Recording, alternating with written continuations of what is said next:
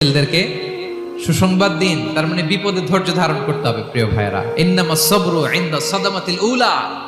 বিপদে আমরা অনেক সময় প্যানিক হয়ে যাই, অস্থির হয়ে যাই, কি করব, হতাশ। না, মুমিনরা হতাশ হয় না, ধৈর্য ধারণ করে। কি করে? কি করে?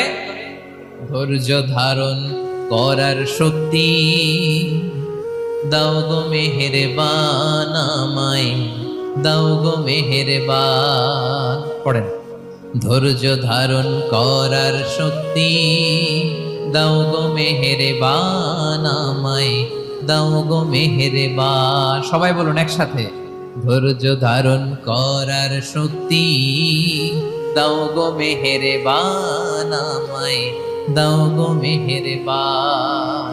বুকের ভেতর ব্যথার নদী বইছে অবিরা, বইছে